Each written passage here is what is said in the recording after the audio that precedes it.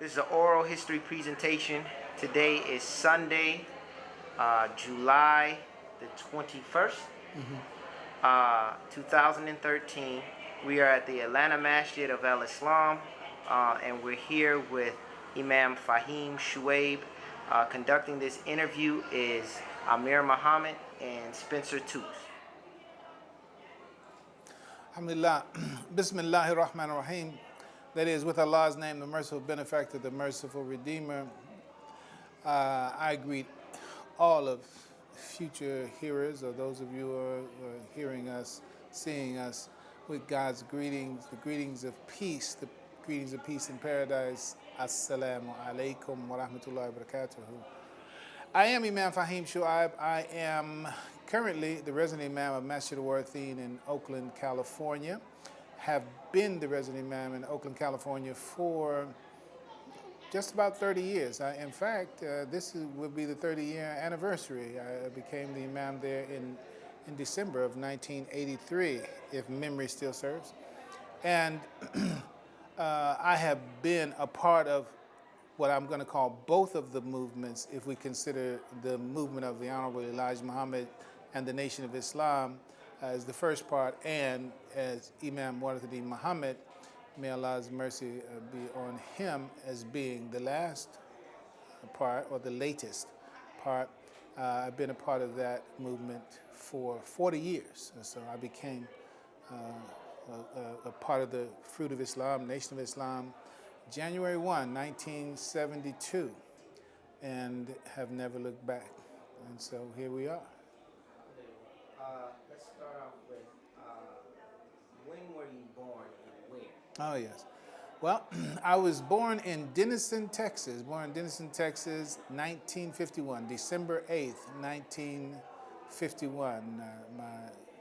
Of course, with my parents and we were there until at 6 years old. We moved from Texas, Denison, Texas, to Alameda, California, which is just a underground tube away from Oakland, California.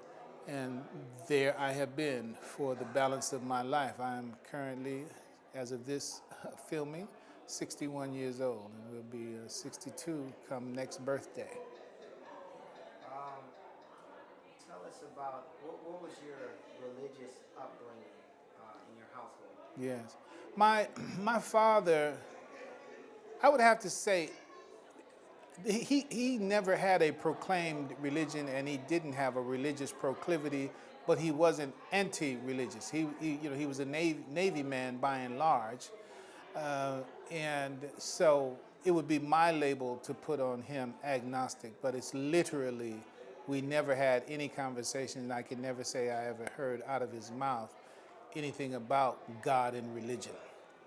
My mother, on the other hand, was the one who would always have us dressed and ready to go to Sunday school. As long as she could tell us and compel us to go, we would go. So, and she was very active. She was very active in the church that we were a part of, and we were a part of what was called the Community Reformed Church, which comes out of the Dutch Reform movement. So it was not the standard Baptist or Pentecostal or any other kind of religious life. It was just basically like sober moral thinking in that sense. It wasn't a big, God gonna get you, or a big, worship God. It was just the moral support that religion offered, that my mother brought to us. And there is a very important story around my mother and religion, but to speak of just myself and religion. So the kind of religious upbringing was that it was my mother that had the moral sensibility, but she wasn't a sit down every day, read the Bible, make sure you say your prayers at the dinner table kind of person. It was just, I think that the main thing she was looking for out of religion and for her children was that you just be good people. You just be morally conscious people. You be obedient in that sense. And that's the essence of the religious life in my upbringing. Did you have siblings? Yes, I had. It's like there were two girls, two boys. I say were because my brother passed away couple of years ago. God's mercy be on him. And so I have an older sister and a younger sister and brother. And the first group was a group from my mother and father, and then my mother and father of my birth, they were divorced, and she married again, and they had one child together, who is my little brother in that sense. He's very big, though. I'll call him my little brother. Uh, so I have an older sister. She's 2 years older than me, the firstborn in the family, and I have a younger sister, and she's about 8 years younger than me, and that's our configuration. Yeah. Did any of your siblings accept Islam? No, none of my siblings accepted Islam. One other quick thing. When we ask you a question, try to repeat the question back in your answer because the audience. Oh, okay, I got you. Oh, okay. No, it's okay. I should have It's said fine. that from the beginning of the interview. Got it. All right, no problem. Did any of my siblings accept the religion? No, they didn't. They didn't accept the religion for themselves, but they accepted the religion for me. Meaning they accepted me accepting the religion. There was no pushback, no. There's a lot of reasons for that too. When I think about it, I think most all of them were certainly my older brother and sister. At some level, they were happy that I had become a Muslim because it represented a change in my behavior and my way of being and the like. That was good for me and good for everybody else because I was like a street guy. I was really like street. I mean, I was the kind of guy that just stand on the corner and spend a lot of time doing what you see others do. But to speak about them embracing religion, no, they never accepted the religion. But there was never any resistance. They were nothing but happy for me and respecting me in my choices in that regard. And every one of them, except my brother who's passed away. But I talk to my sisters. We start when we speak to each other, Assalamu alaikum, Assalamu alaikum. That's how we communicate with each other. And my baby sister, I'll call her for these purposes, her children went to the Clara Muhammad School as well. So they had children enrolled in the Clara Muhammad School. So there was no resistance, but even though they didn't embrace the religion for themselves. Let's jump ahead to now. Give us the pre-you reverting back to Islam. And what was that time period like? Where were you mentally? What made you attracted to Islam leading up to 1972? Yeah, the days just before, I'll even call it the years just before my embracing al-Islam as it was presented to me and as I understood it to be becoming part of the Nation of Islam. The days before that,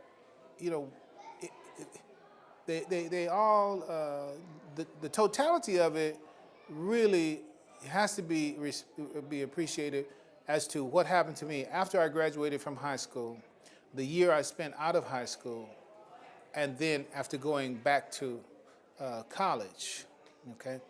So I come from a generation that when you graduate high school, it's like now you're a man. So it's like what you're gonna do. So you can just choose whatever you're gonna do. Well, my choice, I basically just sort of like took a year just doing what like this movie called A Year Living Dangerously or whatever. That was basically my mood. As I said, I would be otherwise described as a boy in the hood. And so many of my counselors, even back in the 8th grade, they would try to get me to read books like Tally's Corner or Man-Child in the Promised Land, except because they felt like I was the typical person that these kinds of books were talking about. But in any case, the point is that historically, I have always had a high IQ. I have always had a high IQ from the time that I knew what that was in measurement and described in school. And I have a children's story about, and this is critical to this because one little girl, the teacher one day asked a question. I think we must have been like in the 4th grade or something like that. And the teacher asked a question, said, who can tell me what does it mean to be intelligent? What does it mean to be intelligent? And so somebody was trying to give an answer, and then this little girl raised her hand and said, I know what it is. I know what intelligent is. And she said, it's like Jeannie, which was my nickname. in school, and most people still know me back from my original hood. They know me as Jeannie. He said, I know. She said, it's like Jeannie. We're like in the 4th grade, something like that. It's like Jeannie. Now he's smart, but he's not intelligent. Right? And what got me about her answer was that, you know what, she right? So that kind of thing, that sort of basically defines my life in growing up. I was always smart, and my mother would say, boy, you always operate just on this side of the law. So I had a kind of proclivity to the streets in that sense. Okay, I go through high school. When I graduate high school, since you can spend your time however you want to spend your time, I figured, because I had been sneaking on the block and doing those things on the block before. So okay, now I'm graduated, so I can just go. And so I'm there, right? So this is 1969. So I graduated in 1969. So I spend that year, on the block doing what they do, going to those places, seeing what's happening. And when I get to the top of the block, if I could call it that, I looked at what the guys were doing, and I said, well, nobody has no aspiration. They're not going anywhere. There's nothing that they're trying to do. We just keep doing the same thing every day with no particular goals in mind, and that just frustrated me, So I got my little street credibility, but the inside me is saying that this ain't it. I thought it was going to be popping when I get it, but this is not it. So I go back to college. So I went back to college, and this is where my first exposure to, my main first exposure to the Nation of Islam, because there were different people on the campus, and I saw some major transformations happen in people, because I had adopted the question, which is like, there's this character in Greek philosophy called Diogenes, and he's pictured as walking around with a lantern looking for one honest man.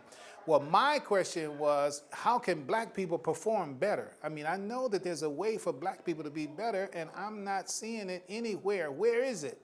And so I saw several of these guys that I was on the block with. They wound up going to the Nation of Islam, and I saw the transformation in their life. And I said, if this that they have adapted brings about that kind of transformation, then that's what I want. And so that led to an appeal to me and in me for the Nation of Islam. So I started reading Malcolm for young people. Malcolm speaks to young people, something like this. Was like the summer of 1971, something like that. And so my search just led me to the Nation of Islam. That's the place where I want to be. So this is a funny story. It should be documented. Like, December 31st, 1971, right? So I've already made the decision. I'm going to become a Muslim. I've already made that decision. And I knew if I didn't know anything else, becoming a Muslim means you couldn't eat any pork.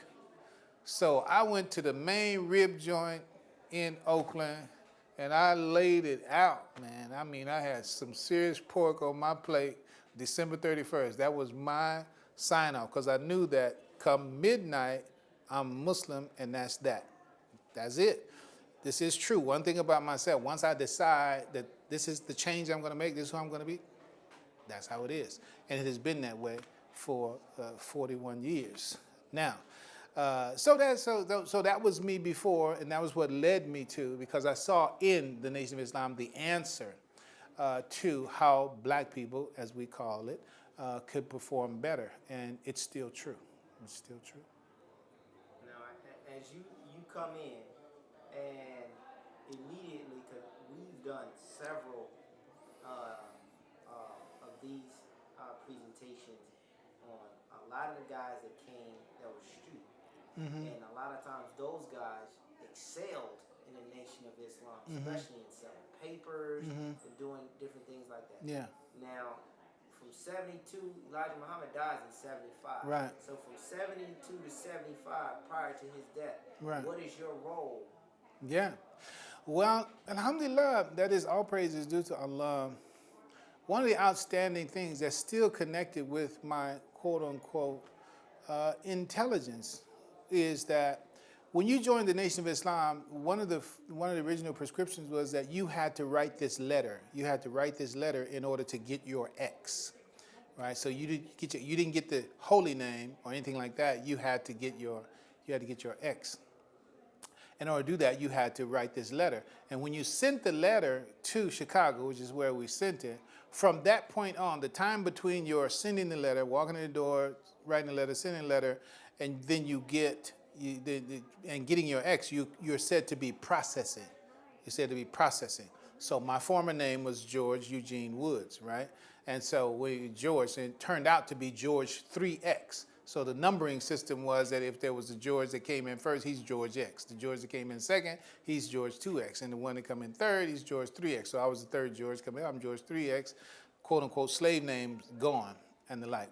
But before I got my X, I'm called George Processing. That's what you call it. He's George Processing.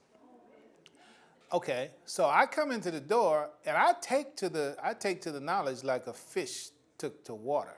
I mean, I take it like pow. It's like, yeah, this is what I'm looking for.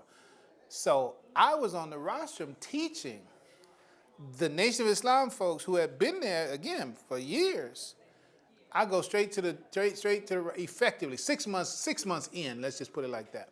6 months in, I'm on the rostrum teaching the teachings of the Nation of Islam at that time, even before I had an X, right? So in my functioning there, I've always been in that quote unquote ministry order. But I was also, but you all, before you get there, you have to do the FOI piece. You have to do the military piece, the parent. Everybody's in the FOI in that sense. So even if you're on the so-called ministry side and like, so I did go through that because I became a lieutenant because we had squads. So I became a lieutenant, but it was never, my aspiration was never to go that far. I wasn't trying to be a captain or a first lieutenant or anything like that.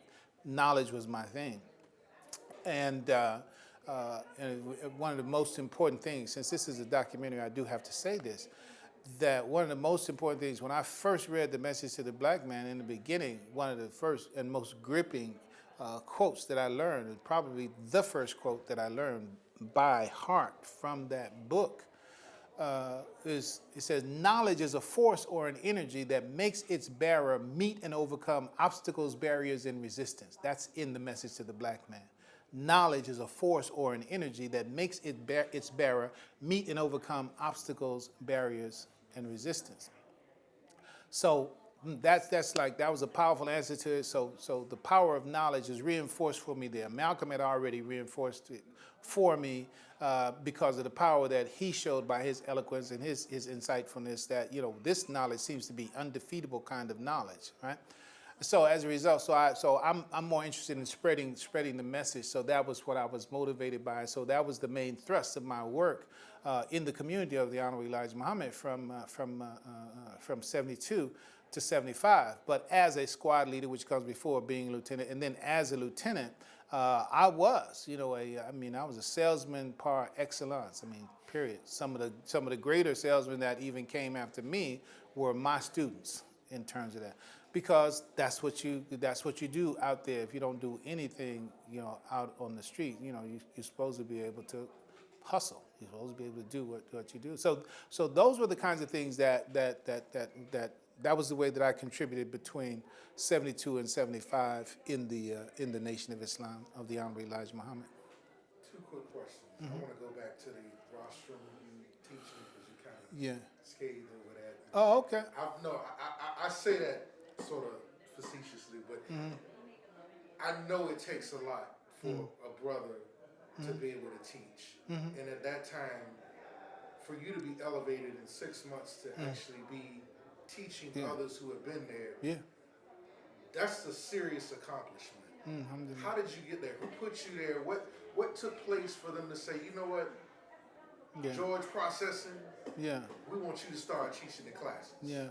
Well, what put me on the rostrum at this very early stage, the embryonic stage of my coming into the Nation of Islam, I would think that it just simply has to do is like I'm grateful to God, you know, and I know what humility is. Humility, by definition, it arises from an awareness of your own shortcomings. I'm aware of my own shortcomings. Imam Muhammad also says, who's my ultimate teacher in this life, he said that the Prophet said that pride is holding another person in contempt. So you don't want to have any pride. But the Imam says rational pride or sober pride or healthy pride is a rational assessment of your own abilities.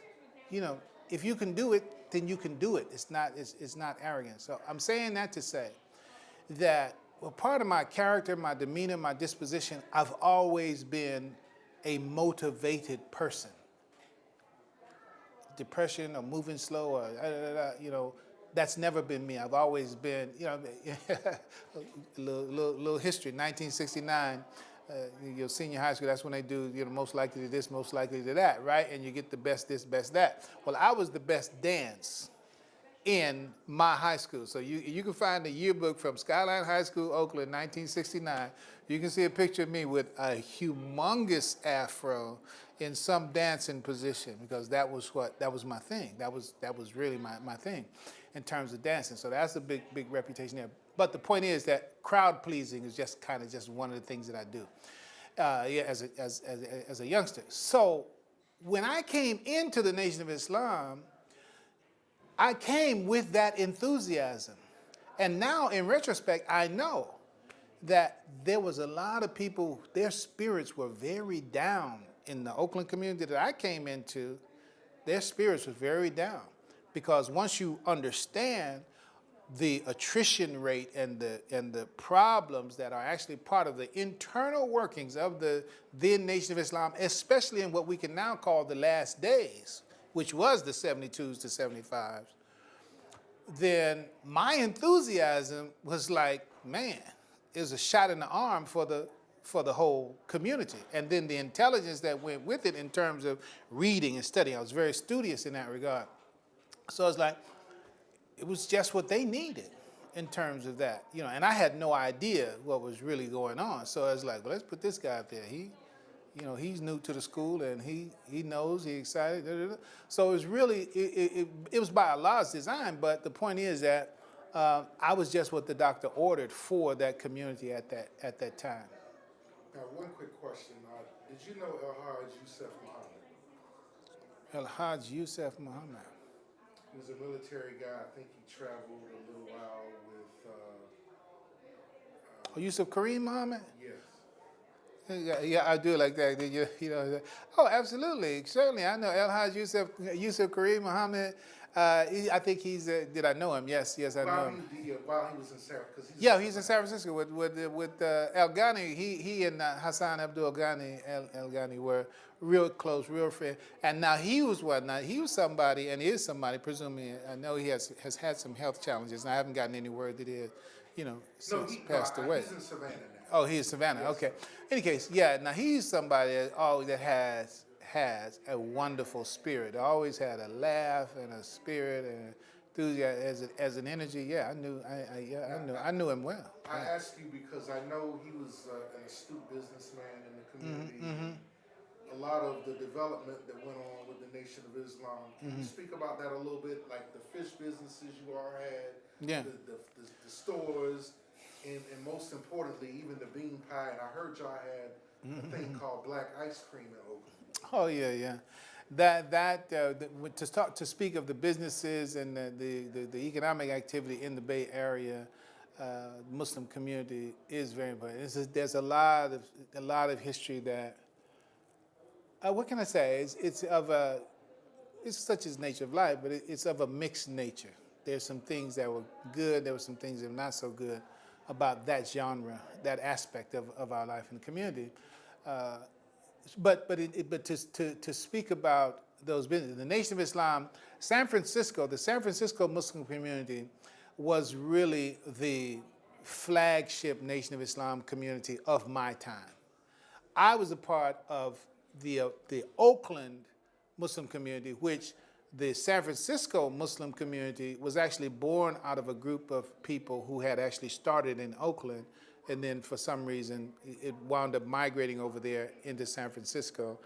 And then there were things, there were conflicts, there was stuff that went on that basically divided the San Francisco and Oakland community. But for some reason, the Oakland community was still called 26B, even though it was given numbers, right?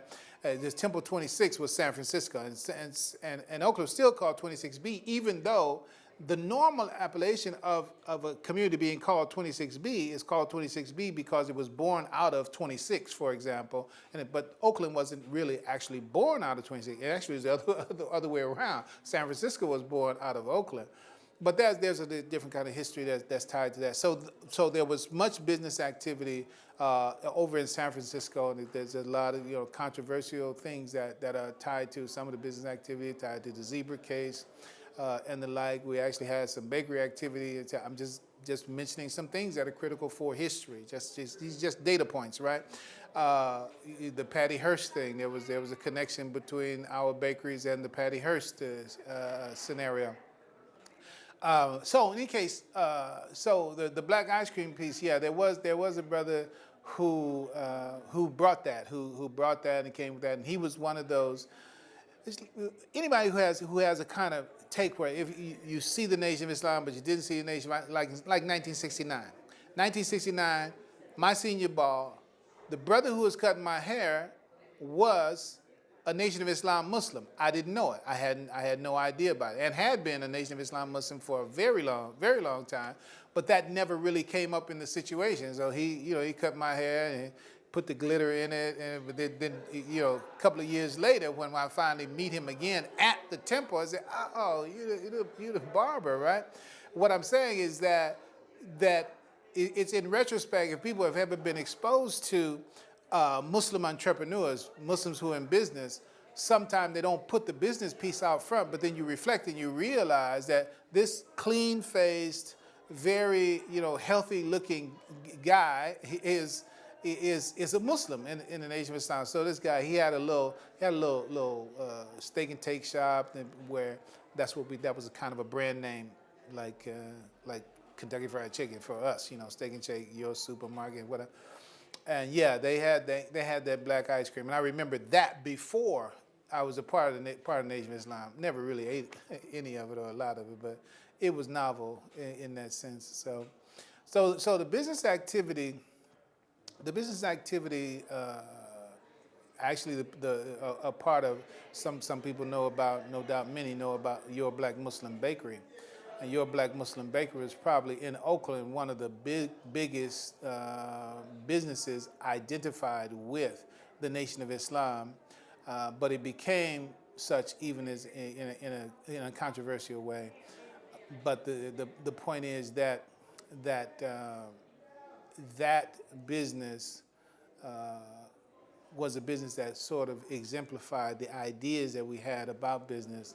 But of course, it's over now. It's not existing now. But it was one of the possessions of, meaning one of the entities of that Oakland Temple community that I became a part of. But out of sibling rivalry, actually, it was actually taken away from the temple in that process, and from that point on became established as a separate business. But to identify, business activity in that community, speaking in the Nation of Islam between 72 and 75, those are the things that really describe as much as they were at that time. Now you mentioned another name along with Yusuf Kareem Muhammad. Oh yeah. People may not know who that is. Yeah, in the business community, Hassan Abdul Al Ghani, and most people call him Al Ghani. He was, and I was here in Atlanta. I have re-met a person whose name got to me before I ever met the person. But there were some names from Chicago, which was the heart of the Nation of Islam community, that I had gotten their names before I ever met the person, because they had a kind of celebrity about themselves, at least in those people who spend some time in Chicago. So spending some time in Chicago is like, and coming back to talk to people who've never been to Chicago, is like, aspiring actors in Kansas talking to somebody who's been in Hollywood. So when they talk to somebody who's been in Hollywood, it's like, ooh, yeah. So we have people who come from Chicago, and when they do talk, they give us some names. Yeah, man, Salam Restaurant, right? And so Al Ghani is identified as one of those people who were central to the Salam Restaurant, which was the big, jewel restaurant of the Nation of Islam at that time. And the brother Shuja, that's what I'm trying to get to. Shuja, and I had some of Shuja's barbecue since I've been there. It's, let me use hood language. It's the lick. It's real good. In any case, so Al Ghani got his entrepreneurial chops, I'm gonna put it like that, in Chicago, and he came to San Francisco. And that's not necessary because I don't know his exact trajectory in terms of that, but in terms of the business life of the San Francisco community had everything to do with the business expertise of Hassan Al Ghani. And alhamdulillah, tremendous. And he did, and since that time, he's not living in California now anymore, but he's had several businesses. So the legacy of business activity and entrepreneurship, it does have a base there, but it's not as strong now as I wish it would be. But mashallah, in time it will be. Okay, now let's go to 1975. Elijah Muhammad passes. Mm-hmm. Now we're in transition time. Mm-hmm. How is that for you, and how does that look in Oakland? Yes. What is everybody going through? What are you going through? Yeah. To speak of that transition, and let me just go ahead and just speak to the moment of the transition, 1975, February, the passing of the Honorable Elijah Muhammad, and the true, really first introduction of us to Wallace D. Muhammad. I have to speak about a moment in 1973. This guy who was 1973 now. I got my ex. I am an assistant minister. I'm on sort of like on the inside circle now. So we go to the minister's house. We go to the minister's house to have dinner, and there were guests. He's coming in, and there were guests. Okay, cool. All right. So I'm going to kind of pick it up again, and so y'all do your editing thing after that. So to describe and to speak about that 1975 moment, the passing of the Honorable Elijah Muhammad, where was I? I got to go back to 1973. So most all the ministers of any substance, they had big homes in nice places and what have you. So we were there for dinner. The guest at this dinner was Nathaniel Muhammad, the brother of Wallace D. Muhammad at that time, who at this point in time I had no idea. I never even heard the name. But in any case, we're having dinner. Is like, so the normal banter and the normal clink clang of forks and spoons on chinaware and what have you, having that's going on. And it's somewhere in the conversation, Nathaniel makes the statement, said, Wallace is back. And it's like, and then the banter continued and people kept eating. Now, this is my first time I ever heard this word, this Wallace is back. And then the silence that followed, and then the no comment after that comment. Well, my curiosity was absolutely piqued. But here's where street life serves you. If you're in a set and you know that there's a qualification for being on the set, then you know those that know don't ask, and those that ask don't know. So I didn't ask no questions. I didn't say, well, who's Wallace? What you doing up here, right? So it's like, no, but now it's on my mind. Who's this Wallace? But this is 1973, and that didn't come up anymore at all. I didn't ask anybody. That's just one of those little moments in time. Okay, well then here comes 1975. And what's important about how I addressed and responded to and in the transition from the Nation of Islam, death of Elijah Muhammad and Imam Muhammad, goes back to my respect for knowledge, goes back to my respect for the strength of what the Honorable Elijah Muhammad had, because when I saw Malcolm debate someone, his knowledge seemed to be unassailable. And said, they can't handle that, So it's like, that's my guy. So if they can't handle that, that's what I want. I want what he got, right? All right, so then knowledge is a force or energy, blah, blah, blah. So then Elijah Muhammad passed away, and here comes Wallace. Wallace steps up to the podium, February 26, 1975, and begins to speak knowledge. And he spoke knowledge in a way that was It was acclaimed, appreciated, received, accepted by the throngs of people. I was there in Chicago on that day.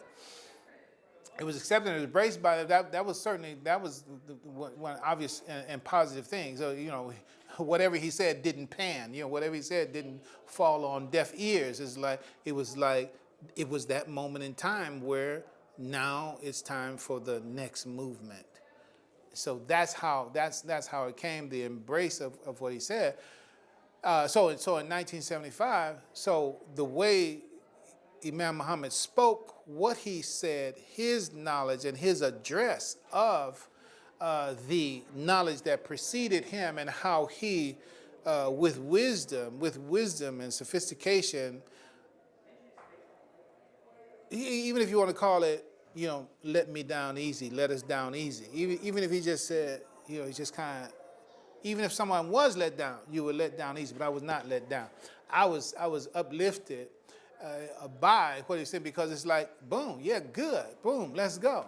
So I would have to speak about after 1970, after that transition, to speak to my embrace of Imam Muhammad, because what Imam Muhammad did with the knowledge of the Honorable Elijah Muhammad was what I had seen nobody else could do with the knowledge of the Honorable Elijah Muhammad. He did dethrone that knowledge, but he dethroned it in a way by saying what you really wanted to know is in that knowledge, but nobody ever told you how to get out of that knowledge what was in that knowledge that you really wanted to know. I'm the one to tell you that. So you don't have to throw the stuff out, you just have to learn how to reinterpret it. And if you can learn how to reinterpret it and then apply it in the way that it was intended, now you can go forward. So there I go again and say, well, yeah, that's my guy. Because he breaks down that, he's not killing it, he's just saying, this is what it really means. And then you feel even more blessed because you were brought into possession of that even before you knew what it was about. And then you were held long enough for somebody to come and show you the depths of it that you couldn't see before. So that's why it was easy for me to just stay with Imam Muhammad, because the line of knowledge and the pursuit of excellence, which he answered that question, which I told you in my movement, my Diogenes moment, looking for a way that black people could perform better. He brought a better answer even than Elijah Muhammad, because he took me to the Quran and told me this is what true God, Allah, what he really says about you, about your nature, about your potential, about your possibilities. And I said, well, that's the max. Human performance is maxed out by the very nature that we have been given, and it's Imam Muhammad that opened up that possibility and potential and that perspective. And so for that reason, I said, well, yeah, because he answers my original question for coming to the Nation of Islam in the first place, and in the best possible way. So that's why it was just easy for me. Okay, so now walk us through what are some of the personal changes, because Imam Muhammad brought everybody to the Quran. Mm-hmm. He dethrones, as you say, much of the militant aspect of the Nation of Islam. Mm-hmm. So now everybody has to concentrate on individual, family, and really understanding what true Islam is. Mm-hmm. What did you have to do to get there? What were the different changes? When it comes to the changes that we had to go through in order to get to a really stable base to move upon in the community of Imam Muhammad, it is somewhat like riding a bicycle, right? You had to get up on it. Let's make the transition to the Nation of Islam. Let's make that riding the bicycle, right? February 1975, you're just now getting on the bicycle. And so you had to figure out how to get your balance on the bicycle. There's starts and fits and stops, etc., because you just learn how to ride the bicycle. So it is with Imam Muhammad's language, with Imam Muhammad's knowledge, with the community, everybody of 26B and 26 and the like being. It was major in Oakland, major transformation. But the bottom line is that it was mainly about transitioning into a way of speaking, a way of knowing, a way of understanding that's new. And and it had, and it caused you to think in ways and use ways of thinking that you hadn't been used to. So some people just fell off the bike and never got back on it, but others who are already inclined to that way, and who I say were actually for the Imam's mission, then they learned and they went on with the language, so they rode on the bicycle and still on it now. Now, to speak of the Bay Area particularly, I told you about San Francisco being the mothership kind of, the flagship community, et cetera, and Oakland was really like the baby community. What Imam Wallace D. Muhammad did in 76 or so, he purchased the location that we are in right now, 1652 47th Avenue in Oakland, California, and shut down all the other temples. San Francisco, San Jose, Oakland, Pittsburgh, not Oakland, Palo Alto, Pittsburgh, Sacramento, all of those temples that were identified and associated with the leadership of Imam Muhammad as of 1976, he told them, you'll close down and come to Oakland. Because he bought this huge piece of property. We still have it. And so all the communities got blended together there. And that's a whole story in that. But the point is that, so then Oakland became the community of the Association of Imam Wallace Muhammad in Northern California. That was it. It's like there was no other. It's like boom, everything's happening in Oakland. And so that was fraught with a great deal of change, because not only the idea, because some of our communities were enemies of other communities, you really want to know, and so now you're putting us all in one house together, like Big Brother or something like that. We're all in one house together. So one of those things we had to learn how to get along, in that setting. And then the idea is that certain I can remember having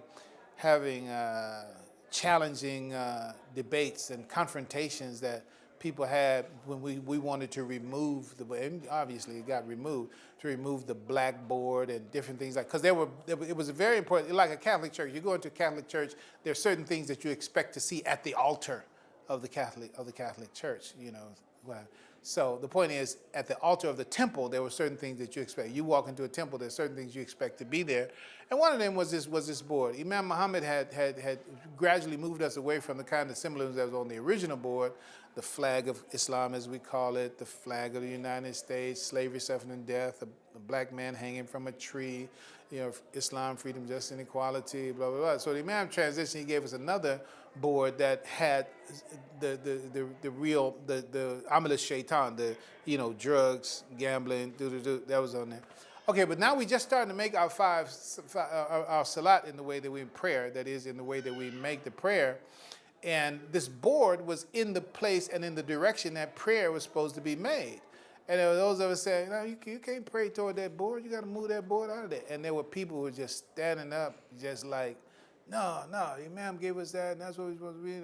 So you can see that they still hadn't quite given up. You still hadn't made the transition to the purity of Islam, especially in worship, because we're just learning about these things. And so I'm thinking I would take that as being emblematic of so many other things that had to go on inside and out as we move fully away from what we had, those of us who are part of it, groomed in, and what we were coming to. And for me, and I think it's true for most of the people that came, and certainly those that came and stayed with the Nation of Islam in like 70, 71, and on through, I think they were for the next movement.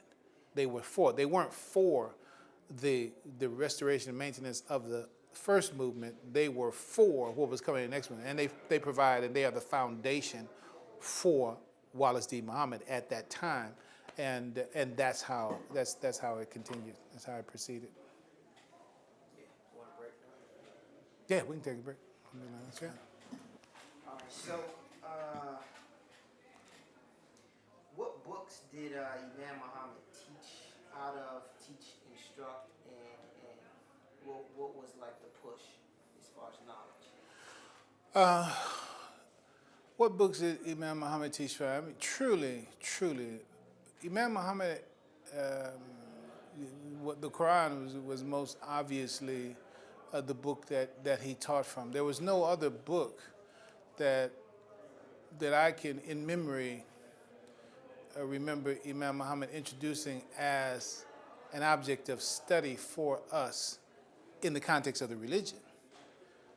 There were books that he introduced us to, but as data and information to let us know that intellectuals and scientists in the world are actually documenting what he's telling us about.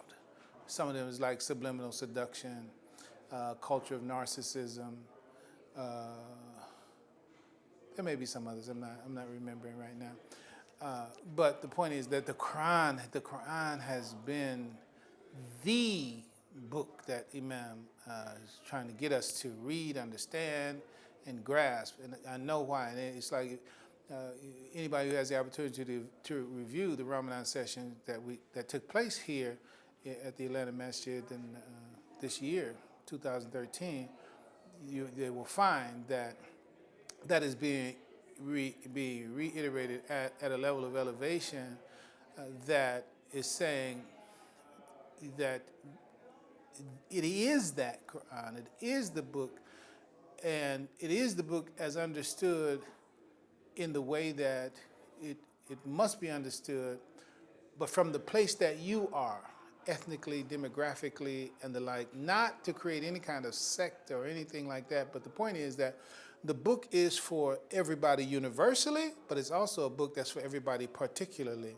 And so what the Quran, the universal book Quran, is for an Asian or an African or a European, it is a universal book, but it is for them particularly in their demographic, but the same is also true for an African American who is a unique creature on the earth. The African American is not an African. The African American is not a quote unquote American in the European way that people most mean when they say American. They are who they are with their own particular history.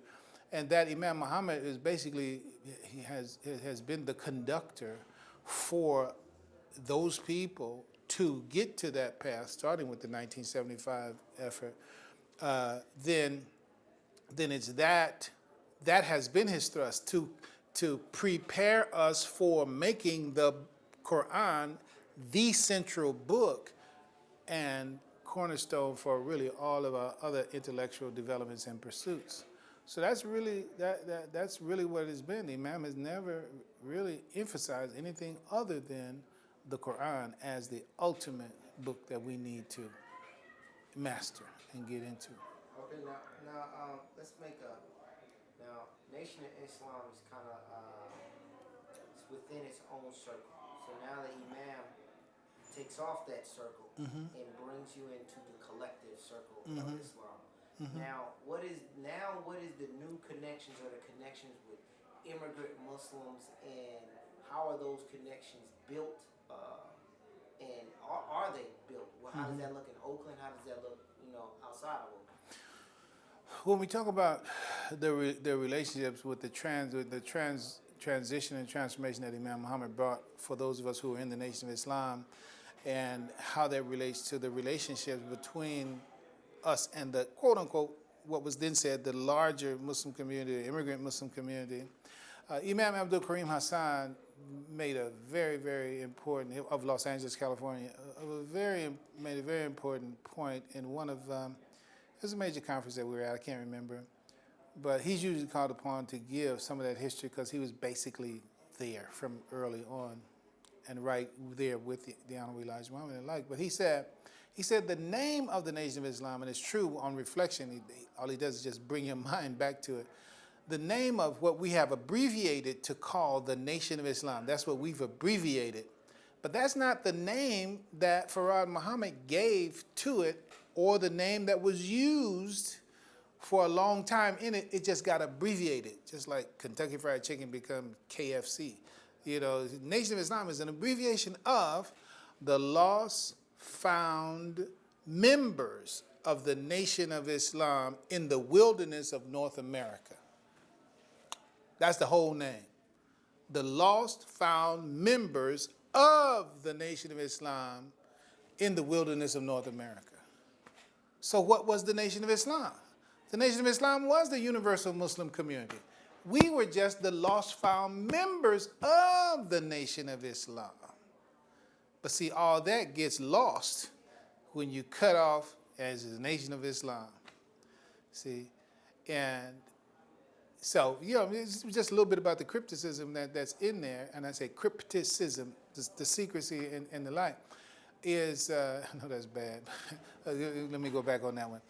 To say a little bit about the cryptic quality of it, see, there, the making and the shaping of the Nation of Islam was very much grounded in the Jewish making of European Trinitarian Christianity. See, because they had the lost tribe of Israel, right? Well, we were a lost tribe, the tribe of Shabazz.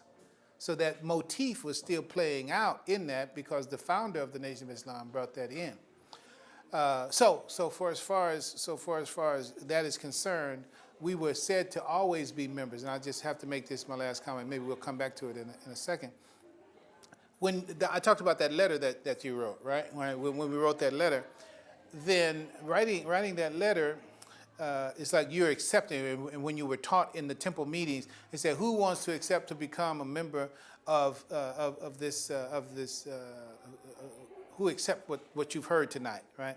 And then it said, "Know that when you accept this, you don't just become a part of a small thing. You become a part of the whole Nation of Islam and the whole world." So we were told, even in that Nation of Islam, quote unquote, that you were not joining just the people in America. You were joining the entire globe of Muslims when you accepted to have your name written in the Lamb's Book of Life. That was the way we would say it. So the point is that the idea and the connection to the greater Islamic community was always an inherent part of the existence of us as the quote unquote Nation of Islam.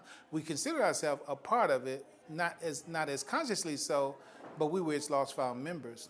So now, in coming to the immigrant relationship, I'm gonna have to come back to that. Okay, so now I've got two signals since we've been talking to go to this meeting. We just getting warmed up now, brother. Yeah. So let me go do that. All right, we're going to, it's just a couple more questions. I Okay. want you to wrap up. You were on you had gotten to the point where immigrants. Oh, immigrants, okay. So what Imam Muhammad did in his invitation to us was really with regard to how we relate to the immigrant Muslim community. Imam Muhammad was the one who actually worked the hardest to get us to embrace the immigrant community and vice versa in real terms, in real practical terms. But I have to say, in the context of this documentation of the matter, it's like the reciprocation of the intent to truly integrate in autonomous and as equals in the work of Al-Islam in America was never really embraced by the immigrant Muslim community in that sense. It was always pursued by us. We would have leaders that would give lip service to it in that sense. And no doubt there were some leaders that would give lip service to it from our community, granting that, there are those who made the transition faster, if at all, than others.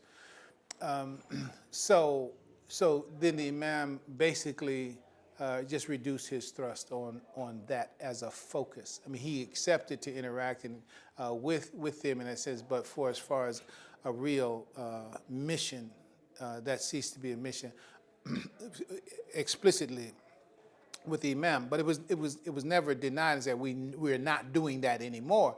The point is that the thrust for it was not put there because it was not genuinely reciprocated with us as immigrant community.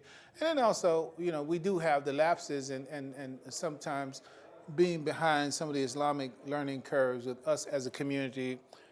In some cases, we fail to integrate, quote unquote, in a way that's comfortable for everybody involved. So that's a blending that informal ways haven't actually occurred. I have wonderful relationships, wonderful personal relationships with many of the leading and the following elements in the immigrant Muslim community. But to talk about a substantial working relationship in that sense, it doesn't really exist. Doesn't really exist. And there's a bigger story, but I think that bigger story is something for an entirely separate subject, because that is an important subject for the life of Islam in America now, historically, and going forward. But be that as may, Imam Muhammad knows that the entire destiny, the destiny of life in Al-Islam is, he put it this way, the Imam. He said, the goal is for us to move from smaller circles of identity to broader circles of oneness. See, move from just seeing yourself as a black man or from your neighborhood or what have you, but you have to see yourself as a citizen of the world, and not just Muslims. Christians, Jews, quote unquote non-believers, because you're human beings. Human beings are one family, and God said if He wanted to make us one type, He would have made us that way. So in relative terms, that aspiration has never been abandoned by the Imam, and it can never be abandoned by the people who identify with his leadership, because that's what Hajj is. That's what Hajj is, coming to the state where we are like one family living in a one-room home and getting along peacefully. Okay. Now this is gonna be totally off everything because we are actually part of this. Is there may be a documentary done going in one direction. But this is a whole nother documentary that we're doing. This line of questioning, and it's Okay. strictly on marriage. Oh, okay. Especially, Excellent. I know this is your Yeah. forte. Yeah. So now through all of this, talk about. Let us know when you were married, who was your wife, and the context of how you guys met, and walk us through transition and Alhamdulillah. everything. Alhamdulillah. When I talk about my life as a married person and my life relative to my wife, that genuinely is one of the signs of Allah's love and mercy for me. I truly see the fact that she is my wife and have been, as of this documentation, for 41 years, my wife. We were high school sweethearts. We met, became boyfriend and girlfriend, 68, 69. And when I made the decision to become a Muslim of the Nation of Islam, I actually said to her, I said, I'm going to be a Muslim, and my wife is going to be a Muslim. I just put it to her like that. And this probably is the first time that she even ever heard the word Muslim, and that's how I put it. But as when I talk about my transitioning, coming to for the first time into that Nation of Islam, I had explained that once I make a decision that that's what I'm going to do, that's what I'm going to do. So it really wasn't a negotiation. There was going to be no negotiation anyway, because this is what I've decided to do. That's what I'm going to do. And I am going to be married, and I'm going to have a wife, and my wife is going to be a Muslim. So then that put the question to her, well, if you're going to be my wife, then you're going to be a Muslim, and that's that. So she cried. She cried at that first moment. And it was probably just a shock of not knowing, well, what are you talking about, right? But mashallah, as it goes, yes, she became a part of the Nation of Islam with me, and definitely, I was definitely the force that brought her into the Nation of Islam. So she wasn't embracing it for the same reason, upon the same intention that I was, but she was with me, and it was like that. And as we grew, and especially in the transition, that transition time after, because in that transition, some very important things did happen inside of marriages at that time, because there were many marriages that were lost at the point of transition. You know, it's like that Bible saying when that day comes, two will be in the bed, one would be taken, one would be left. Two would be in the field, one would be taken, one would be left. Well, when the last days came from the Nation of Islam, some of the women said, well, I'm out. This stuff ain't, I'm gone. So they left. So many of them, same way with some husbands. Some husbands left because they no longer had to do the things that they felt they were being compelled to do, but then some of the women still stayed. So So the point is, and there were those that were in between. Those that said, well, are you still Muslim? You run into them somewhere on the street, I'm talking between 75 and 79, let's say, for example. You run into some who used to see the bow tie and the clean face and the woman in the headpieces and all that. And then you see them another day saying, they ain't got their stuff on, so what happened? So some took the changes in the compulsory aspect of it to be, it's like we never had to do that. We never really had to do that. Point is that my wife, Yolanda Shuaibe, her name is Yolanda Mahassan Shuaibe, she ultimately came into a separate, autonomous faith in God and Islam and dedication to the community that wasn't grounded in me. It was grounded in her own taqwa, her own faith, her own belief in God, which is to say that if I, for some reason, God forbid, lost my mind, went crazy, whatever, that wouldn't stop her from being a Muslim. I mean, she's going to be a Muslim because I have my relationship with my Lord on my own. She came to that finally after that, but it was like somewhere after that transitional period, post 79, because there were some things that as an FOI, and the God, the maker, the owner, the creator of the planet Earth, God, Father of civilization, God of the universe, which we were told we were, that we put our wives through that man, only the mercy of Allah would keep that woman with you after putting her through that. All the relocations, you get a house, stay there, and because you're selling fish and papers, you ain't got enough money to pay the rent or put food on the table or pay the utility or put shoes on a baby's foot, but you're looking good out there with your bow tie and what have you, and you go through that, now you got to leave that place, pay rent or quit after being there 3 or 6 months. And so inside of 2 or 3 years, you done moved 6, 8 times. That kind of thing, that was standard for that transitional period because we weren't putting ourselves in a position to be market worthy in terms of getting marketable skills where you could actually get out there and do something. So my wife, she went through and stayed through all of that with me. And for the past 30 years of my being imam of the community, even more so a stalwart in terms of faith and submission. The hadith of the Prophet, peace be upon him, he said submission to God. He said the hadith of the Prophet, peace be upon him, he said that the universe is filled with resources. And the best of those resources is a righteous wife. And so I'm saying Allah has blessed me. So I never had to be on that searching, dating game. Never had to do any of that. But that's also the reason why I'm so driven, in a manner of speaking, to get more people to get into marriage, respect marriage, understand marriage, embrace marriage, not only for all the reasons that Islam tells you to, but life is better when you're married and married well. And so it's like, a lot of sadness and a lot of ungroundedness in males and females in our community is because you're not married. All your wires ain't connecting where they're supposed to be connecting. So you get these shocks and you shock people when people touch you, It's like, so now this has been 41 years of marriage and 45 years of relationship, and I expect to be wrapped up or wrap her up before there's any separation between us, inshallah. Okay, one of the questions that we've been asking, and especially we've documented plenty of people who've been married for a long period of time. What would you say, specifically talking about division of labor, that glues a man and a woman, because no two people can occupy the same space at the same time. Yeah. That's one of the biggest issues going on now in my generation is division of labor. Yeah. Man, what does man do? What does woman do? It's never going to look all the same across the board. Right. But what are those things that you have seen, experienced that works? Yes.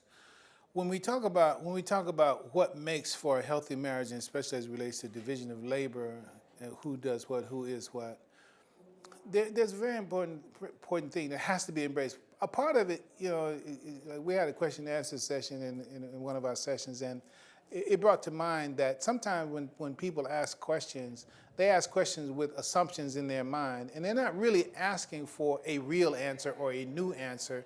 They really only want confirmation of the assumptions that they always have or already had. How do you avoid that? You avoid that in knowing and identifying what is the ideal.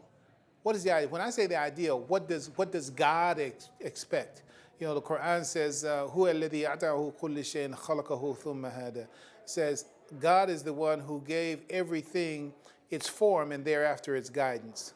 So what that means is that if God, even though we're equal as human beings, my essence is human essence, her essence is human essence, but my form is male form and her form is female form.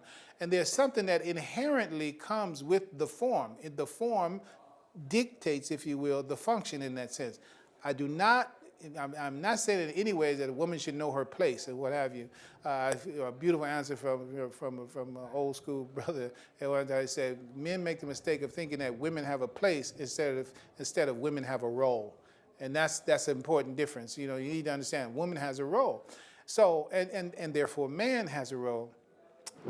But you start with the ideals. You start with the ideal, and God says, "Al-rijala qawwamuna 'ala an-nisa." Men are the protectors, maintainers, and providers of women. And when you look at the Arabic, it really means men are the ones to establish women. See, men. So some men take that interpretation. Men are protectors and maintainers of women, and they go immediately to the chauvinistic plane that says that I'm in charge of you.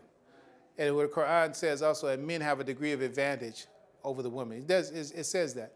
But if you keep reading and you put it in context, it's saying because you have this kind of autonomy and independence and freedom, this is just by the evolution of nature and such, and the woman finds herself in a much more situation where she's going to be more domestic, more sedentary. As a general rule, it has brought about some changes in the reality of both males and females that God knew that was always going to be a part of the process. So because of this advantage of freedom, because of this advantage of strength, ideally, and that's what I'm talking about, ideally, man has been given that degree of advantage, and actually the Quranic term for that degree is daraja. And daraja, the root of it, it means lizard steps. So if you ever seen a lizard's tracks, those are just little bitty steps. Those not no T-Rex steps. Those are the little bitty steps. So the degree of advantage is just like that. And the degree of advantage is because of the responsibility that comes with that advantage and that freedom. And so we're supposed to use that for her benefit. Al-rijala qawwamuna 'ala an-nisa. You're supposed to use that to establish the woman. Okay, so in terms of man's responsibility, a real man, and I think this is what will make for a healthy marriage, a real man would recognize that he has. I'm sorry, people waving, signing off now. So let me go back.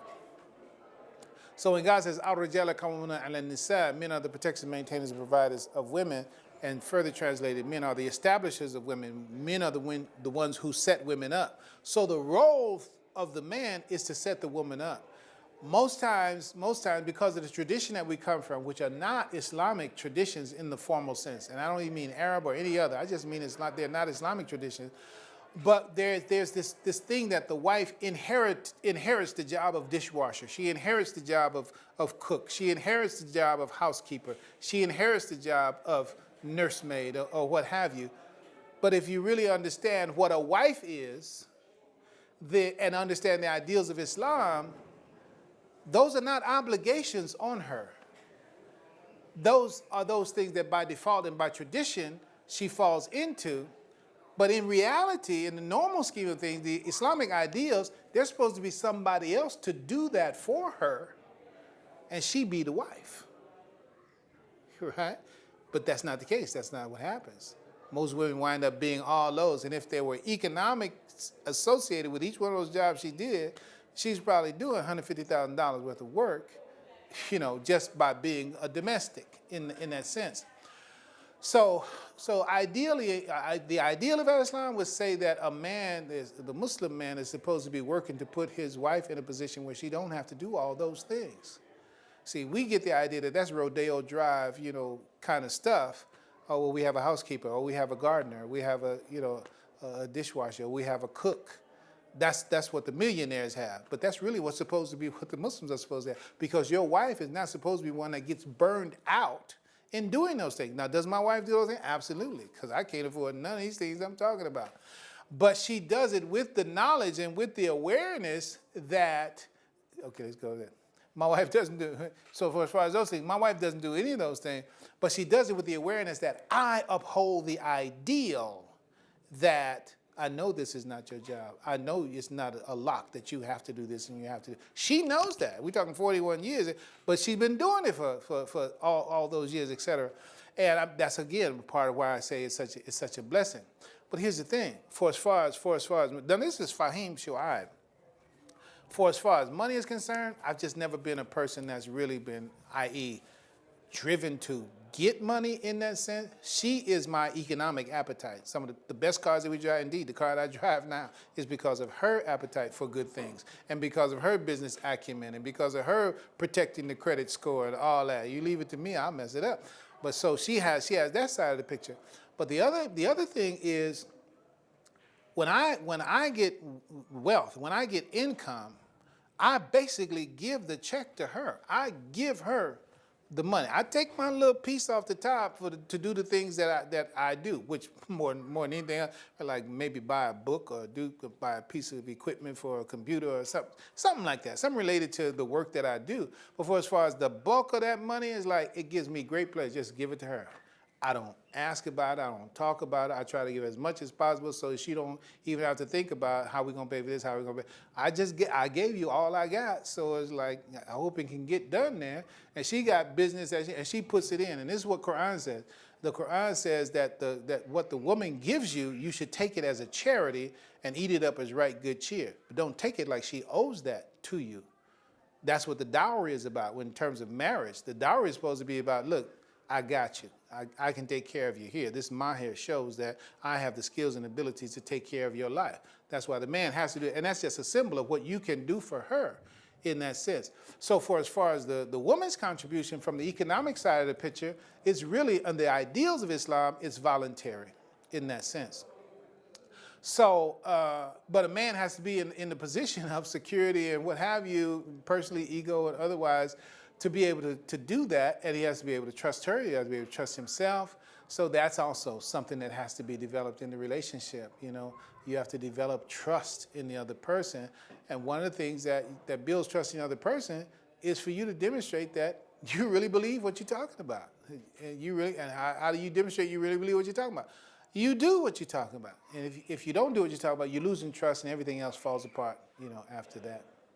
So I would say, in terms of understanding those roles, understanding what's expected of God. So to speak of the woman's side of that picture, in that same verse, which is from the 34th verse of the 4th chapter of the Quran, it says, and because of that, the righteous women are the ones who are devoutly obedient and they guard in her husband's absence what God would have her guard.